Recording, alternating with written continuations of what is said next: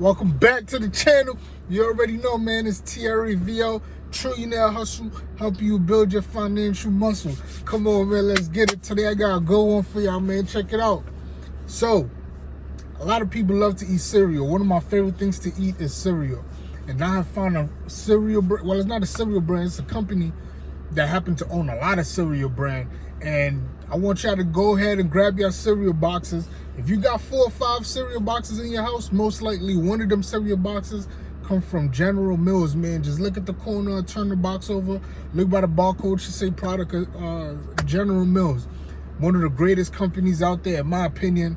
I believe to own and hold for the long time, man. I don't think they're gonna stop making cereal anytime soon. Kids are being bored. That was my favorite thing to eat as a kid, man. But anyway, General Mills, been around since 1876. Like, yo, do you understand how long this company's been around? Since 1876, man. That's a long time to be around. And of course, like I always talk about who's leadership, who's running the company, their leadership, of course, Jeff Harmon, he has an MBA from Harvard. I could stop right there. That speaks for itself. MBA from Harvard. Now, I'm not saying to go invest with any company where it wants the person to have an MBA from Harvard, but that's definitely a good start. That's definitely a great leader. I ain't never heard somebody had an MBA from Harvard and couldn't run a company, or they probably was in a different sector than they didn't belong and stuff like that. But an MBA from Harvard definitely give a lot of PowerPoints to that, man. Now, how did the General Mills honestly start, right? A lot of people think they started from cereal, but honestly, a lot of us use a product that the product that they originally started with. They originally started from making flour. So you know the flour with the white packet where they got the gold symbol on it is literally called gold standard flour. That was General Mills' first product that they decided to sell. They had a competition. They had a beef with actually Pillsbury. Pillsbury and General Mills had a beef back in the day, and they entered the same competition. And General Mills won. They got the gold They got the gold award for that for their flour, and that's how that flour brand is named Gold Flour. So this company been all over the place, man. But whatever they touch, I call this company, they got the Midas touch, man. Whatever they touch, they always make money. They always make money. So I'm just gonna run down a couple of the stuff that they own that I thought was pretty cool, or a couple stuff that they've been a part of. I think it's pretty cool, man. They own the radio station, right? And in that radio station in 1926, one of the first things they sold on the radio was honestly Wheaties. Wheaties was the first cereal. They created a jingle for Wheaties, and they realized that in the markets where that radio played the Wheaties jingle that they created, the Wheaties sales were up. So they could probably also get credited for first jingle commercial for cereal and all that stuff, man. In the and in the 70s and 80s where they did a lot of moves, man. The 70s and 80s where they did a lot of moves, man. They bought the company that did Play-Doh. Like I said, they were all over the place, but they were successful at all of them. So they got the Midas touch, right? Play-Doh, they bought the company that created Play-Doh, you know, the kids' toys Play-Doh. They had Easy Bake Oven. It was because they had the toy Easy Bake Oven is how they ended up creating the character Betty Crocker. Some of y'all still buying that Betty Crocker cake mix out there. So that's where Betty Crocker also comes from, General Mills. And they sold the Betty Crocker idea with the Easy Bake Oven. And that's how, you know, Easy Bake Oven goes with Betty Crocker. I think it was actually called the Betty Crocker Easy Bake Oven. But anyway, another thing they owned when they was in the gaming industry, they also owned the Monopoly game. They owned the company that created the Monopoly game. And the Nerf gun. All of these things I label are staples. They are staples in our brain. They're staples in our country. They're staple just through culture, through and through. This company is amazing, man. And they also went into the fashion industry. Like how you sell cereal, then you go to Play-Doh. And I'm not too much of a fan of a company that's going all over the place. But they got the Midas touch. Everything they touch, they make money. Like, you know what I mean? Everything they touch, they make money.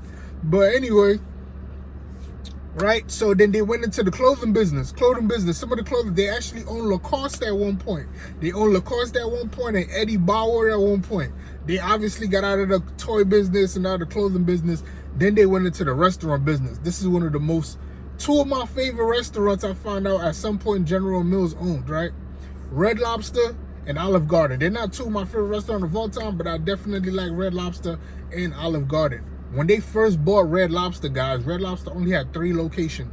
When they sold Red Lobster has 715 locations.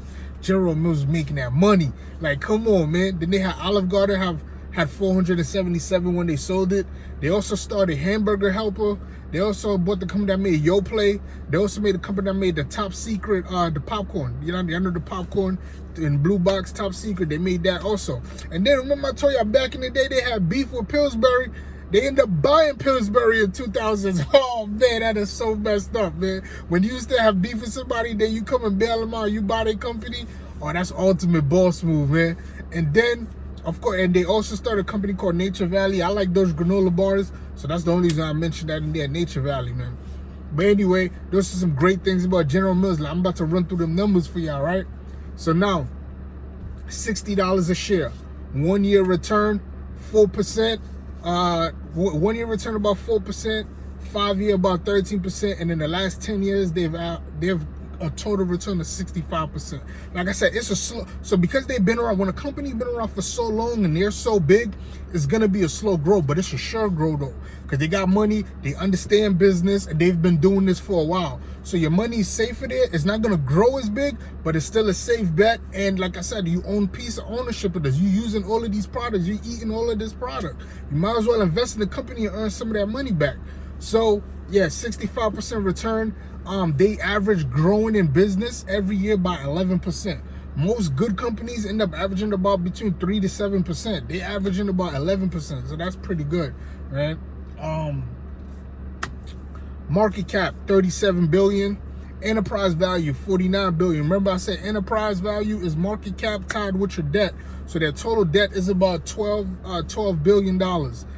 It is a total of, I believe, 40% of their total cash that they're eventually gonna make. So what that means is that, so for example, 10 billion of that debt, 10 billion of that debt is long-term debt. So their facilities and stuff like that they have is probably what I figured the debt is from, because it's long-term. It's something they gotta pay back over the long term. Their short-term debt is only 184 million. Like, that's sweet. Like, they basically have no debt or no automatic things they got to pay right now. And even if they have something they have to pay right now, they got $2.75 billion on hand in the bank, ready to pay for whatever needs to pay right now. And I just think this is one of those companies. It's not sexy to own, but it's good to own. It's definitely what I like to call a pillar in your portfolio. They've been around since 1876, man. They still not out of business. They hire the right people. They know what they're doing. Even when they were moving around into different sectors, when they went into food, toys, restaurants, they always made money, man. So they know how to make that money, and the numbers is looking good. It's not looking crazy good because they got that little bit of debt, but because they've been able to carry that for so long and that debt is so far at the end, that means they're gonna pay it over time slowly, man. General Mills, great company to own. Like, subscribe, comment down below, man. Share this video. Let's run it up, man. Trillionaire Hustle, helping you build your financial muscle, man. Let's get the views up. Let's get some subscribers up, man. Come on, man. Let's run it up. Hey, I love y'all, man. I just want to see everybody successful. And yes, we could all win with the stock market. Catch me on the next one. I'm out.